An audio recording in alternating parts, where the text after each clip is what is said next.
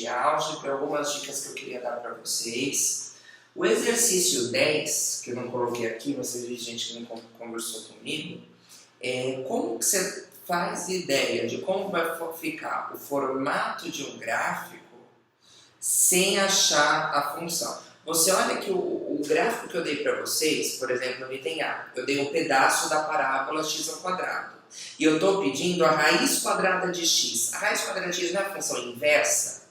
O item B, eu te dei o quê? O log de x na base, que a gente chama? Na base 2. E eu estou te pedindo, não, foi ao contrário, eu te dei exponencial por log da x, eu te pedi log. Você vê que são funções inversas. Para você achar o gráfico da função inversa, é só fazer o simétrico em relação a y igual a x. Então, por exemplo, se passa pelo ponto 1 e 2, como vai ficar o outro? 2 e 1. Se o gráfico começa, sei lá, no 0 e 3, o outro vai começar no 3 e 0. É isso. Você tem essa malemolência aí no gráfico do exercício 10. Exercício 11, um exercício importante para você entender o trabalho de Carolina Herrsch. Lembra, se você assistiu o meu último vídeo da resolução dos exercícios, quando a gente faz uma função seno, o inverso do seno é arquisseno. Se a gente tem uma função cosseno e eu quero inverso da cosseno, chama essa função inverso de arquicosseno, inverso da tangente de arquitangente é a mesma história. Tá bom?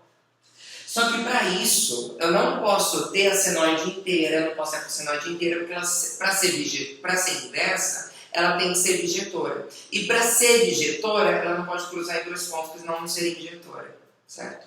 Então a gente só pega uns pedacinhos da função que eu estou falando aí para vocês. Dá uma olhada. A função, se você tem arquicosseno de x, então o arquicosseno, o conjunto domínio do arquicosseno é a imagem da seno, que é de menos 1 a 1. Mas faz a imagem da arquicosseno. Você só vai pegar dos pontos de 0 até π. Então, primeiro e segundo quadrante, isso não pode esquecer. Se você tem a função arquisseno de x, dá uma olhada qual que é seu conjunto imagem da arquisseno. É do menos π meios até o mais π meios. Então, você vai usar o primeiro quadrante negativo e o primeiro quadrante positivo. E a função arquitangente de x. O domínio da função arquitangente é real, porque a imagem da tangente é real. Mas a imagem da arquitangente é a mesma da arquisseno, de menos π meios até π meios. Então, com isso, pessoal, para dar as respostas do arquicosseno, eu só vou pegar a conta do primeiro e segundo quadrante. Para dar a resposta da arquisseno e da arquitangente é do menos primeiro e do mais primeiro. Como assim? Se esse valor era 30 graus ou π sextos, esse daqui eu não vou falar 330, eu falo menos 30 ou menos π sextos, para ser contínuo, porque se fosse no primeiro e no quarto, ia ter um buraco, né, do primeiro até o quarto. Tá? E aí, como é que você faz esse tipo de exercício? Dá uma olhada no primeiro. Arquitangente da raiz quadrada de 3. Então, qual que é a pergunta que está se fazendo? Existe um ângulo, existe um arco, e a tangente desse arco é raiz quadrada de 3. Lembra da música? 1, 2, 3, 3, 2, 1, tá bom. Qual é o arco que a tangente vale raiz de 3? O arco que a tangente vale raiz de 3 é 60 graus. Pode ser o 60 ou podia ser aqui embaixo também o 240. Só que 240 não faz parte do domínio da arquitangente, só o 60. Então, um arco cuja tangente é raiz de 3 é 60 graus ou π terços. Mas é arquisseno de meio. Qual que é o arco cujo seno vale meio? Ou na primeira ou na menos primeira volta. Se você pensar que o seno está aqui no eixo y, seno valendo meio. Seno de 30 ou seno de 150. Só que qual que você vai usar? 30. 30 graus é 180 dividido por 6. Mais arquicosseno de raiz de 2 sobre 2. existe um arco cujo cosseno, lembra que o cosseno está no eixo X, seno no eixo Y e a tangente aqui do lado, né? Para isso, para fazer esse exercício, você precisa consultar sua circunferência trigonométrica. Tenha ela ao seu lado que ela vai ser sua linear. Arco e cosseno de raiz de 2 sobre 2. Existe um arco e o cosseno desse arco vale raiz de 2 sobre 2. Se você olhar na circunferência, achar dois pontos. Ou 45 graus, que é π quartos, ou 315, que vai ser 7 π quartos. Só que veja, é só o π quartos que entra, o quarto quadrante, nem o menos primeiro vai entrar. Então isso daqui vai ser só π quartos. Aí é só somar as frações normalmente. Tira o MMC e você vai chegar no resultado. Tá?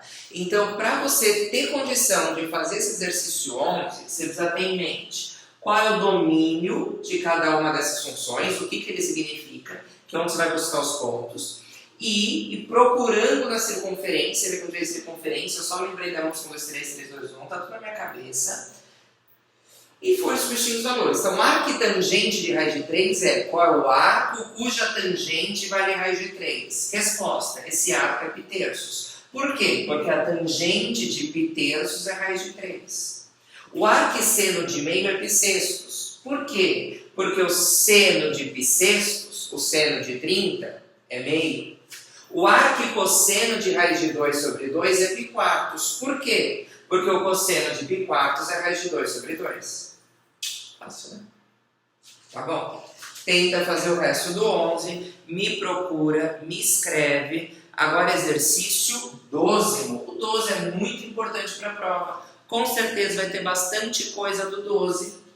E o 12, ele é bem parecido com o que a gente trabalhou em sala de aula. Dá uma olhada na apostila, os exercícios que foram feitos de arco e seno, arco e cosseno e arco e tangente. Só que para fazer o exercício 12, você vai precisar relembrar as fórmulas de trigonometria. Lembra aquelas fórmulas de... Primeira fórmula super importante, relação fundamental da trigonometria. De tão importante que é, a gente chama de relação fundamental. Lembra qual que é? O seno ao quadrado de um ângulo mais o cosseno ao quadrado do mesmo ângulo é igual a 1. Isso é em teorema de Pitágoras. Você tem a circunferência trigonométrica, que é uma circunferência de raio unitário. Se esse ângulo for x, esse pedaço é o cosseno, esse pedaço é o seno, é só fazer teorema de Pitágoras. Tá bom? O que mais que vocês viram que nós aprendemos junto ano passado?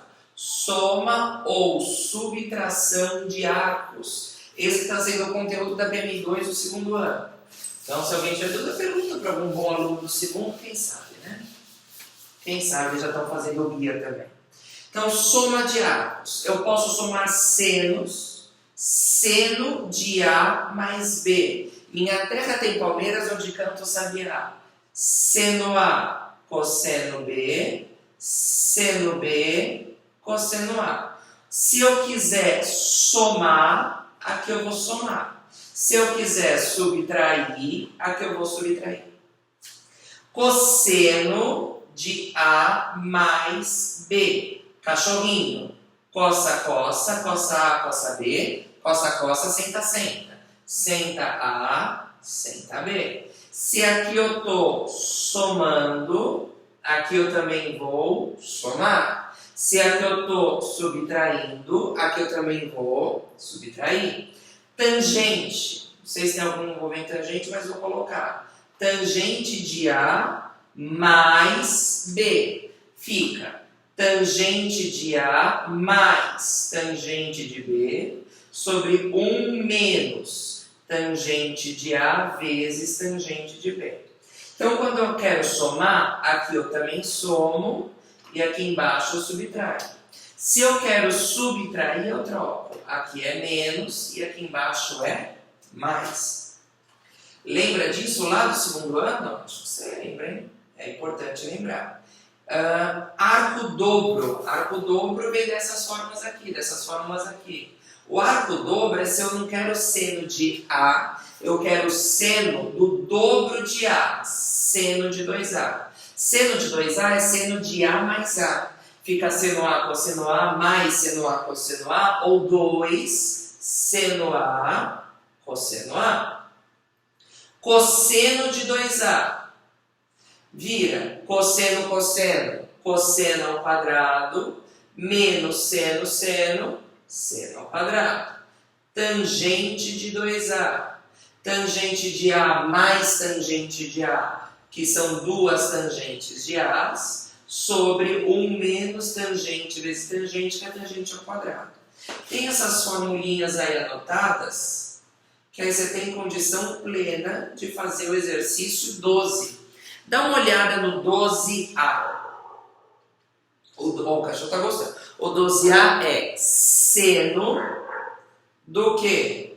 Do arco cosseno de 3/5 mais do arco cosseno de 5/13. Então, no fundo, pessoal, lembra que arquisseno, arquicosseno, arquitangente dão pra gente noções de ângulos, de arcos. Então, o que está escrito aqui é o seno de um arco mais outro arco. Então, no fundo, o que tem aqui é seno de A mais B. Como que eu acho seno de A mais B? Usando essa fórmula aqui. Seno A cosseno B, seno B cosseno A. Tá bom? A gente fez um muito parecido em sala de aula. Deixa eu escrever aqui em cima para usar o espaço de baixo. Se isso aqui em cima eu estou chamando de alfa, e isso aqui em cima eu estou chamando de beta, deixa eu escrever de novo. O que é o alfa? O alfa é o arco cosseno de 3/5. Ou equivale a dizer que o cosseno de alfa é 3/5. Então, isso que é o alfa é o arco cujo cosseno de alfa é 3/5. Tá bom? E o que é beta? Se o arco cosseno de beta é 5/13, então equivale a dizer que o cosseno de beta é 5/13. O seno de alfa mais beta é seno alfa cosseno beta mais seno beta cosseno alfa. Eu já tenho o cosseno alfa e o cosseno beta. O que está faltando? O seno alfa e o seno beta. Se eu tenho cosseno, como que eu acho o seno? Se eu tenho cosseno, como que eu acho o seno? Então, o seno de alfa e o seno de beta, você aplica usando a relação numerical. Então, trata essas informações, chama de alfa e beta, de A e B, o que está aí dentro de ângulos, dá os nomes para eles, e use as relações trigonométricas para ir atrás de suas medidas. Certo? Está aqui uma revisãozinha de tudo que a gente estudou de trigonometria. Se quiser, dá uma copiada numa folha, ou dá uma estudadinha aí no seu material do ano passado.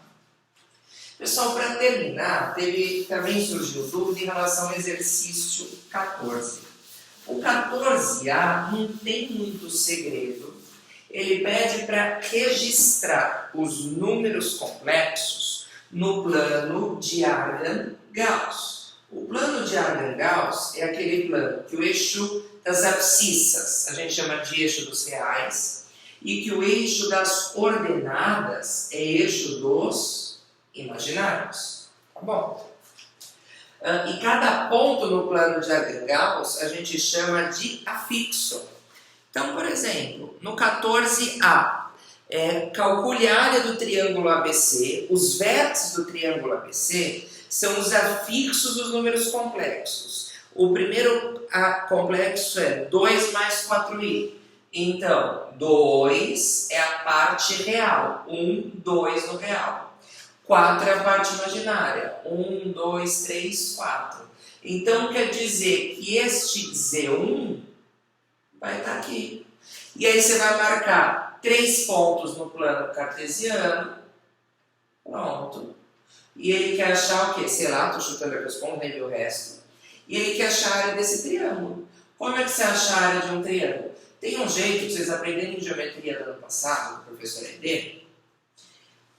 Você pode fazer, se eu me ver ele na cabeça, que é metade do módulo determinante formado pelos pontos. Não precisa de fórmula, não. Como é que você acha a área do triângulo de uma maneira fácil? Como que eu faria? Eu completaria... Opa, deixa eu pegar outra cor. Eu completaria aqui fora com um retângulo, acho a área do retângulo e vou tirando esses triângulos que tem aqui, que é base da altura dividido por 2. Fácil, tá? Tenta fazer e me escreve aí. Item B. A área da figura é formada por todas as raízes complexas da equação, módulo de z igual a 4. Lembra o que significa módulo? Ah, você vai falar que deixa o número positivo. Deixa. E por que módulo deixa o número positivo? O que é módulo? Módulo é uma distância. Uma distância do número até onde? Até o zero. Tá bom? Se a gente estivesse falando lá no primeiro ano, e eu perguntasse, aliás, lá no sexto ano, no quinto ano, qual é o número cuja distância até o zero é 4? Você ia me falar que era o 4. Lá no sétimo ano, você ia me falar que além do 4 tem outro, que tem o menos 4. Só que agora no terceiro ano do ensino médio você sabe que tem mais, né? Tem mais números que a distância até o zero é de 4. Tem o 4i, tem o menos 4i, até agora eu já coloquei 4, só que tem mais. Tem quantos? Pensa que distância pode ser um segmento. Então pensa em todos os números que a distância até o zero é 4. Pode ser esse, tem várias possibilidades. Então eu estou pegando todas as distâncias até esse zero. Você já entendeu a figura aqui fora? Se entendeu, pensa mais um pouquinho. Pense em todas as possibilidades de números cuja distância até o zero é 4. Imagina todas as possibilidades formando uma figura e calcula a área dessa figura. Bom? Pessoal, me escreve, estou esperando as dúvidas de vocês.